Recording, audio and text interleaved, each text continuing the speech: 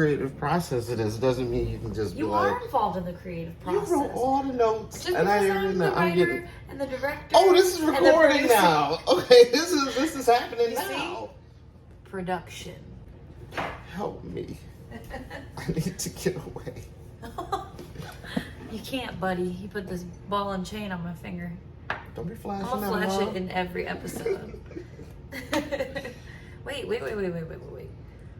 The pour is part of the. This is dangerous. It is We very. shouldn't You do know this thing drips. That's what she said. Okay. You gonna have to I was trying not to leave that. get it in the, but you can't see it because you kept covering it with the. No, I didn't need the spoon. It's gonna die. Oh, I hate this thing. I hate this thing so much.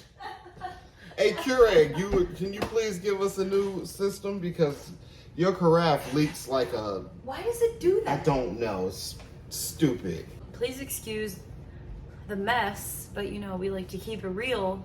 So currently our storage for utilities and like toilet paper and paper towels. Nobody would have saw that. Yeah, you can see it. You can see it. But look, we're keeping it real. You know? That's what we do. Oh, that's a big spoon. Ew. It's the only one available. It's huge. She picks shells by the seashore. She picks shells by the seashore. No. She picks them? Yeah, Okay. They're not flowers. How do you pick a shell? that's the phrase, okay? No, it's not. It's she sells seashells by the seashore. She sells seashells by the seashore. You see, it's more She of a sells tongue twister. seashells by the seashore. Seashore. All Seashells. right. By the seashore. Oh my God. Good morning. Good morning. Have you had a? You haven't even had a sip. I did. They saw me on camera have a sip. Oh. You're late. Good morning, ladies. This is exciting because I think I came up with a name for us. I've been waiting for this since I woke up this morning. It might be terrible, and I feel like I was really sleepy when I thought of it, and then I took a shower and I was like, oh yeah, this is so good. And then I wrote it down and I was like, it's great. But then I was thinking about it more and I was like, maybe this sucks. I don't know. But that's part of the creative process, right? You start to hate your own ideas. But we can talk about that later. Okay, so you ready? Can I get a drum roll? The name of our show is called 2 Exposures, Please. I kind of like that. Right? Because one for you and one for me. And That's we're great. doing it. That's great. Thank you. Yes. We're doing this for free. We're not getting any. No, I mean, maybe one day we'll have a sponsor if we're like interesting enough. But We'll still be playing and performing for exposure. But it's like, I feel like exposure is a shared experience by any creative person. You don't even have to be a performer. Like, you could be a fucking artist or a graphic designer or like a web developer. Like, people are gonna want your services for exposure. If they can get it for free, they gonna figure out Yeah. how to get it for free. So, is this the I name? love We it. like it? Yes. Okay. 2 Yay! exposures, please. It's almost like Great. 2 sugars for your coffee. 2 sugars, please. Like, how do you like? You know what I mean? I felt like it kind of worked. What's the best thing to get? Exposure or drink tickets? Well, actually, I'm glad you asked, Chris, because in this notebook of ideas that I have stolen from That's you, my notebook, I by put the all my way. ideas in here now. It's mine. But today's discussion will be about exposure and knowing your worth as an artist and things like Man. that. So let's just fucking get into it. Okay. Let's go. So let's just start with the topic of knowing your worth. It's really hard to put a number on your skills and services. I feel like talking about money has always been this like taboo thing. Very uncomfortable. And especially if you're a new performer or like you're just starting to sell your creative services or products or whatever, it just feels really weird. It feels like you're going to say the wrong thing, you're going to underbid yourself, or you might overprice yourself and you feel like you don't deserve that much money. And like, it's just so weird to sit down and actually think like, what am I worth? How do you put money on my fucking talents? It is a very delicate topic because everything you said is valid. How do you do that? But you have to take into consideration all your years of training, all the things you've paid for, Yes. all the equipment that you have, and then you have to evaluate where you're playing, where Yeah. you're going to perform at, and base your price off that. In Michigan, it's a little on the low end. Yeah. Yeah. And if you set your price too high, you price yourself out. If you set it too low, you get taken advantage of. You got to find that little sweet spot, and it may take you a few shows, a few gigs to figure out what that sweet spot is, to have it consistent and slowly raise it from there. Yeah, that I want to talk about raising prices too, but we'll get to that. But like the fact that you have to know what your market is and like the area that you live in, and I feel like for both of our industries, it's kind of, there's a lot of competition out there. There's a lot of musicians, there's a lot of performers who do circus things that I do. So like, unfortunately, that drives the prices down, and it shouldn't be that way. And I feel like there are definitely some instances where, you know, you can name your price and people will pay that, and that's great. But then you can let's get into undercutting a little bit. So if your price is too low because you're trying to match the competition levels, you're undercutting yourself, because you might be worth more than X amount of dollars. Maybe you've been doing it longer than some people. Maybe you've put more time into it, or more money, like maybe you've invested more into it.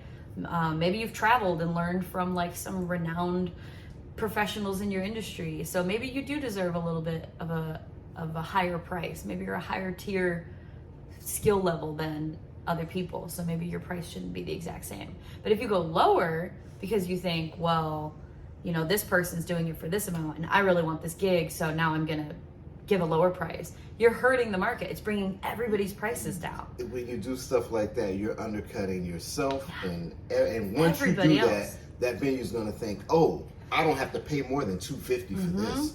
If somebody charges $400 and they're getting an experience, they're not going to get that, because they're going to say, oh, well, you know, they'll do it for way cheaper, and I'm going to stick with that. And they never get the full experience and things like that. You got to...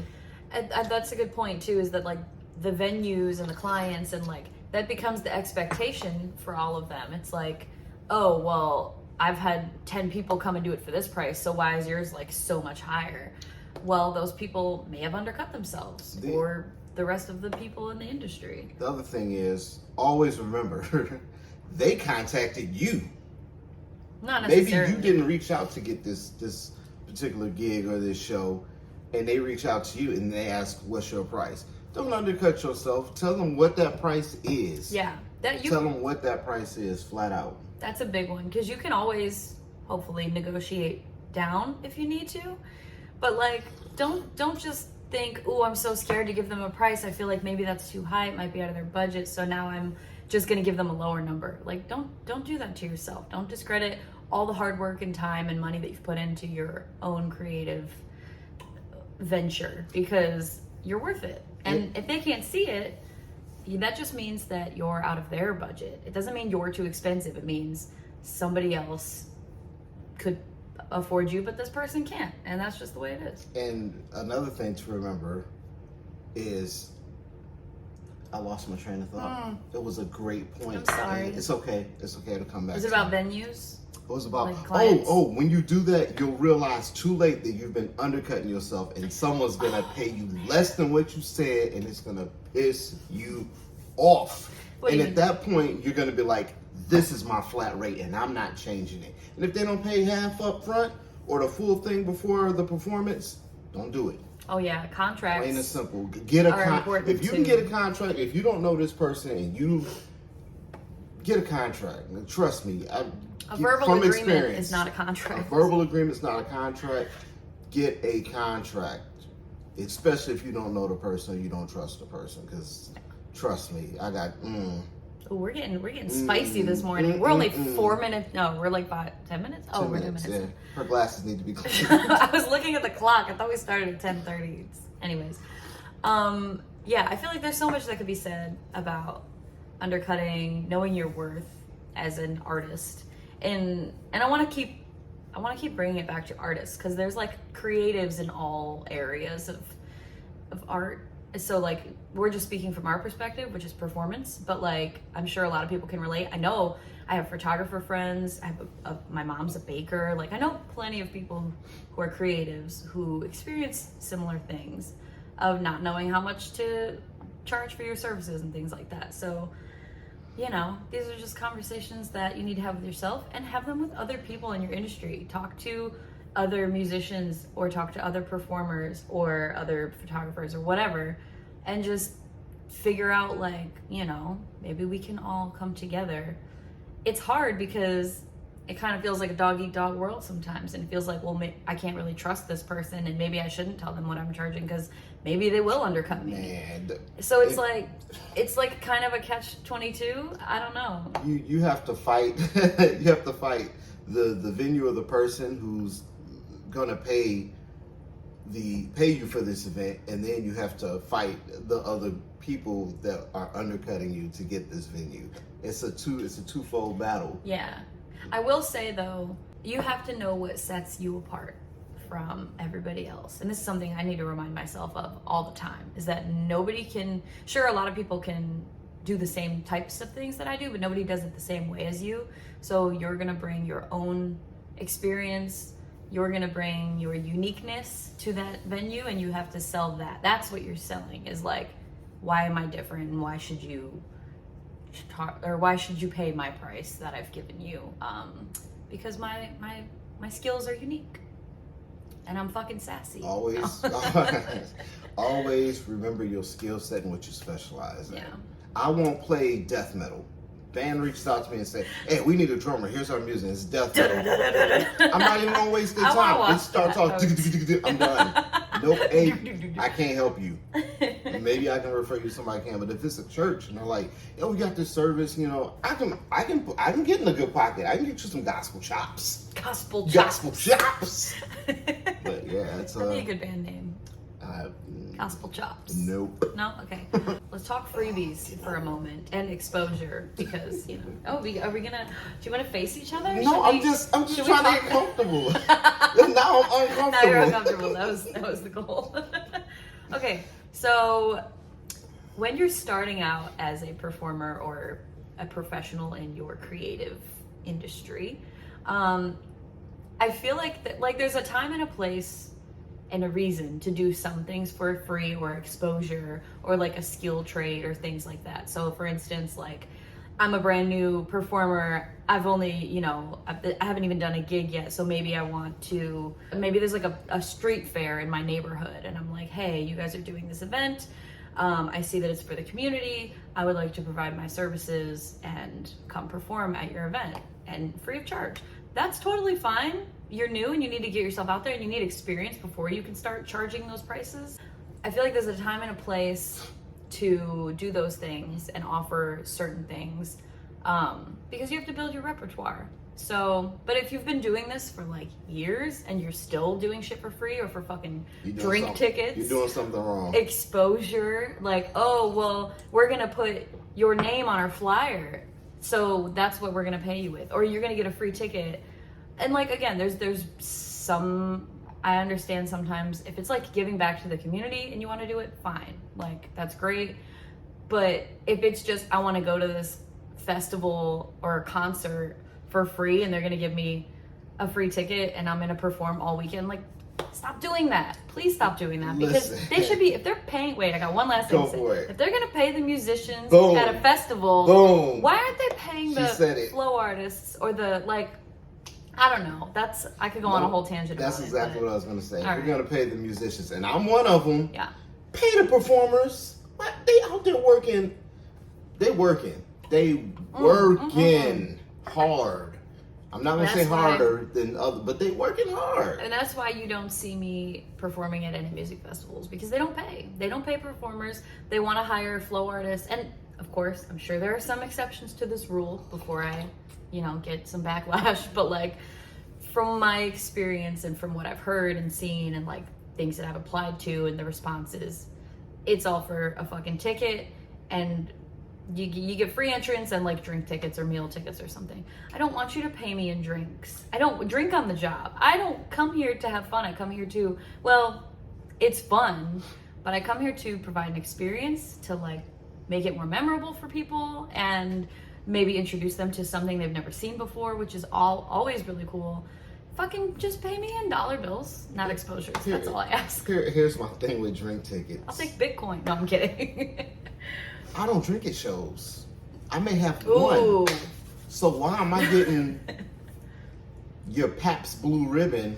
I can't stand. Your Natty Ice. Na- Wait, why are the drink tickets limited to the worst beers It's for like, musicians? It's Dog, like, just give me $2 and we'll call it a day. you can't Like, even it's get mid-shelf. I don't- It's like, you can't even get what's on tap. Drink It's like, tickets? we got a cooler full of fucking Natty Ice in the back. You dig around and get one. It's dusty. It ain't even cold. You get dusty beers. That's your payment. That's what you're You want challenged ice? for. Doesn't that feel good? Feels good. But you know, that's the thing. A lot of I'm in a band, but I don't drink like that. I like to stay level headed, so I'm not gonna partake in drinking 4 beers before I play with your lousy drink tickets. Just give me the $3. They don't even give you 4. I wasn't even gonna bring that up, and I'm not going to. I'm not going to. Yes, I am. I play in 2 bands, and when they play together, guess how many drink tickets I get? How many? 2. Yeah. 2 exposures, Should I get please. 4? I'm 2. paying for both. Two. I'm playing for both bands. 2 exposures, You get please. it. You get it. All right, so yeah, double exposure. Don't do it. Anyway, That's funny. I'm sorry. No, don't be sorry. This is great. This is fucking great. You mentioned earlier that, you should be raising your price with, excuse me. That's what the edit button's for. No, we're going to keep that in there. As your skill level increases, should your price also increase? Here's the thing. I feel like in some industries, you don't see that happening. I feel like you see people stagnant at a certain price or a certain rate. That's what they charge, and they don't companies are out here adjusting for inflation. They're raising their prices because cost of everything has gone up. I'll use hairstylists as an example, just off the top of my head. Oh man, that's a great one. The cost of foils and developers and things like that have all gone up. I'm pretty sure the cost of hair dye has gone up. All the tools that you need to do the job have gone up, so they're raising their prices, and of course people are pissed about it. But if you think about it from their perspective, well, how am I'm gonna be taking a loss if I'm not raising my prices. And it's the same thing for a creator. If I'm paying more money for fuel to do a fire show, and the cost of shipping has gone up to import props, because most props come from, not most, but a lot of good ones come from overseas. Gas. Gas. Oh my God, don't even fucking get me started. Mileage and everything, all of the costs to do the job have gone up. So why is everybody not increasing their rates? And you're getting more skilled. You're doing, the level you're at today is not what you were at 2 years ago. So your price should go up with it, right? Couple of points. When I used to get my hair cut at the barber shop, it was $9 to cut my hair. I'm exposing my age. I'm exposing my age right now. What year was this? Right now. Wait, what year was it? This was 1996. Right? $9. We're not gonna talk about maybe a tip. how old I was. And I paid 15. I did mine. As I got older, I've seen it go up to 45 and 50 something to cut hair off. Nothing special. I'm not getting it dyed. I'm not getting what's it called? Frosted tips. Frosted tips. Please don't ever get frosted tips. And you have to respect that, because everything else has gone up. That barber still needs to provide a living for himself and his family.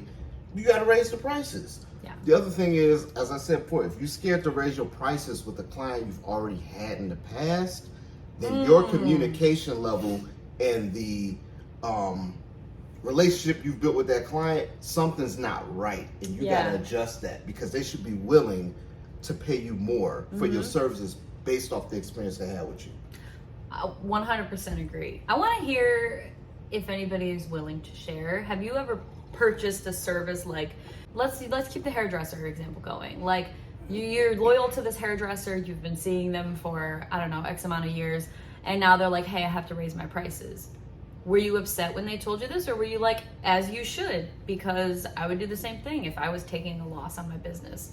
Like, you shouldn't have to come out of pocket to pay for my haircut, basically. You know what I mean? So I'm just curious if other people who are not creators, if any of y'all are listening, how do you feel about that? Because yeah, I feel like if you have a good enough relationship with your client or your whatever, your customer, you should be able to just say, hey, price of everything has gone up, gas is hella expensive. For me to come do this gig, I'm now charging an extra $50 to $100, whatever that raise looks like. Or if it's, hey, I've been doing this for a few years now, or I personally think annual raises make the most sense, because if you work at a regular job, you're usually getting an annual raise. At least you should be. That R word, boy, I ain't seen a raise in years. Look, I have worked the same corporate job. The same job. Shout out to Homestar Runner. Took our gerbs. Nope, I mixed two different references together. That was South Park and Homestar Runner. Oh my god. Anyways, there's like a very niche community of people who got both references. One of them is my sister. So what was I saying? Oh my god, wait, I had a thought, and it was raises, annual raises. If you're working a regular job, so like I've been working this corporate office job since I graduated college. I've been there since 2017. I've gotten a raise annually, and sometimes in between because of merit increases and promotions and things like that. But you're never like just given, well, sometimes you're given more work without a raise a lot of times. But you know, when you start taking on more stuff or you acquire new skills, and it's like, hey, now I'm the expert on this thing, so now you're going to pay me more money. Like, you're getting a raise because you're now an expert on this other thing, or your skill sets have increased, your knowledge in the field has increased. You get more money. You get a raise for being fucking competent. And why is it not the same? Why do we not give ourselves raises as performers? Like, last year I was charging this, but now I'm better, and I've acquired more tools to do an even better job, and I've invested, so now I need a raise. I call that holding the keys to the kingdom. Oh my God, he does indeed. And it's the truth. Call everything. Because when you get to a point where, and I've I've only had this issue with one job, and that's how I came up with this term. Because it was, Chris, if you leave, who's going to run the network? Oh, yeah. We need you. Oh, you need me. Then maybe you should treat me better. I left that job. But anyway, but anyway, as a drummer, I kind of hold the keys to that beat. It's hard to have a structured song and then another drummer take over. I've done that. It is tough. Yeah. Shout out to the big Arcadius drummer. Dude, you a beast. I never met you. Big shoes to fill. But I had to follow behind. Big pedals. It was a big seat to sit in. But when you get to that level, it's like, man, if that guy leaves, we're in trouble. Okay, well, you have to pay for that guy's services. Yeah. It's just that simple. And you should want to do that. Like, if you're in a position to do that, like, hey, I see what you've been doing. You know, like, if you're the employer, I see what you've been doing. You've been killing it, kicking ass. You've been dedicated. You've been what's the word?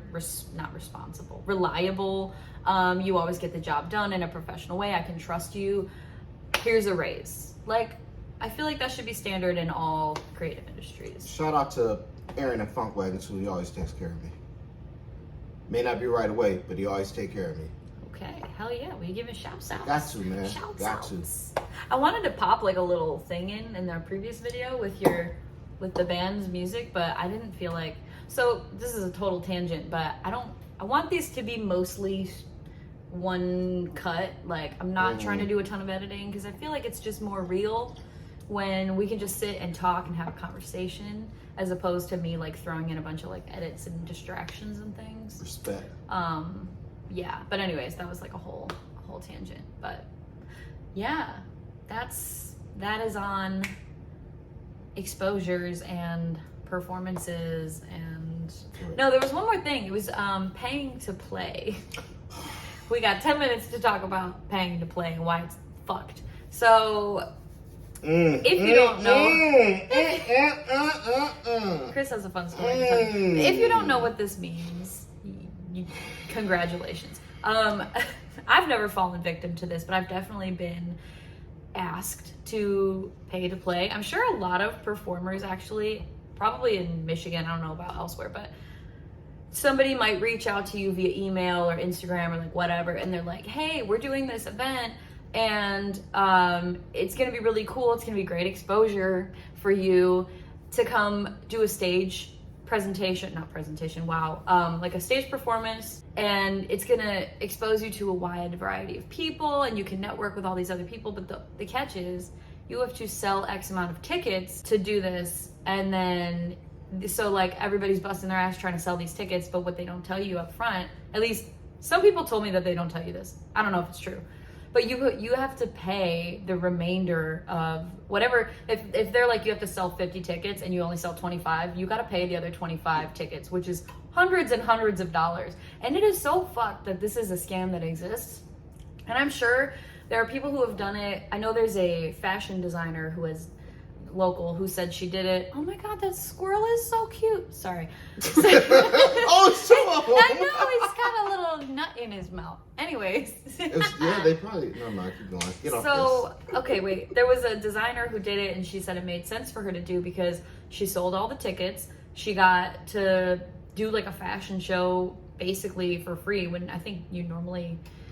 I don't know if designers have to pay for that sort of thing. But anyways, long story short, for some people I can see how it would make sense, but for like an artist who is a performer, you're gonna be up on stage doing your own thing, you're not gonna probably get many clients out of it. You're probably not gonna have a lot of people buy the tickets, or if you do, that's awesome. You've got a fucking village behind you. You go you, 2 thumbs up. I don't probably have 50 people who would commit to buying tickets to come see me on stage. And then I would have to pay money for the people who didn't buy tickets. That is crazy to me. Please. It's just a scam to keep this event afloat, when really they should say, hey, we like your art. We want you to come out and perform for the people that we're going to bring in, and we're going to pay you for your services. And it'll be great for both of us because people will talk about how much they loved this event that we threw, and they'll also love you and want to book you. I don't know. Here's my experience with that. Yes. Shout out to Party Like AFC. I'm about to say this. We played a show opening for some band, I can't think of the name and I won't say it on here, at a venue 2 hours out. How long ago was this? This was, I don't know. This is the first band. This is the first band I played for. It was 2 hours out, and I'm thinking, man, this is great. And they say, well, you got to sell tickets. So it's 2 hours away. We can't sell tickets here. We're not going to get 50 tickets sold downriver area, and they're going to drive 2 hours out. That's not going to happen. Yeah. So we take on this task of selling these tickets, and we did not sell enough tickets. So we owed at the end of the night. But the point being, don't do the pay to play. The band should have, what I was getting to was the main headlining band should have sold the tickets on its own. No, so the promoter should have sold the tickets. I agree. That's the promoter's job. The promoter should have sold the tickets, but the main headlining band should have been the reason for the ticket sales. Yeah. So why is a band lesser than the headliner responsible for bringing in the people? Was the headliner not responsible for selling anything? Man, they didn't have to do anything.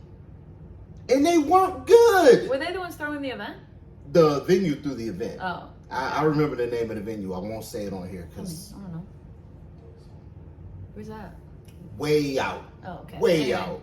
I've never So heard of that's one experience with that. I don't know how these promoters getting away with it because it wasn't like that way back when. The promoters would promote that show. The bands would stick up some flyers day of the show, and that's how it went. And they packed it out. These promoters y'all got lazy. So back to one more topic. I was just gonna say, oh, somebody's calling me. Wait, I'm just gonna. I thought you were gonna answer it. Hello? No, I didn't want this to cut off because I don't know if it would save everything. But I wanted to add on to that real quick. People need to support your local musicians because here's the thing.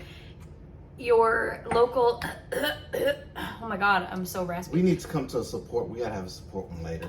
Maybe that's next episode, because if you're not supporting the local artists and musicians and whatever, they're never gonna get to go elsewhere. Like, you need to build up that following locally and organically, and the only way to do that is like, y'all gotta go see some local shows. And I know it's hard, especially if you're a creator, because you're probably busy all the fucking time, so we don't get to go to as many local shows as we would like to, and it sucks. It does. But like, if you're in a position to support local artists, even if you're just sharing the event page or sharing, like, you know, maybe somebody posts a video of their newest song just dropped and you like it, or share it or comment on it or engage with it in some way, that helps. It's free, it's quick. Word of mouth is good too. You can tell people, oh, you like reggae music? Well, I know this reggae band, da da da da da, from Southeast Michigan. I don't know, whatever. Just support, and maybe we'll talk about this another day. But Sorry, someone's at the door. oh, someone's at our door. Anyways, we're gonna go. Why does it look like me? Let's say goodbye real quick. Thank you for watching. This has been 2 Exposures, Please. I got another point to make next week. Next time. 2 Exposures, Please. Peace out.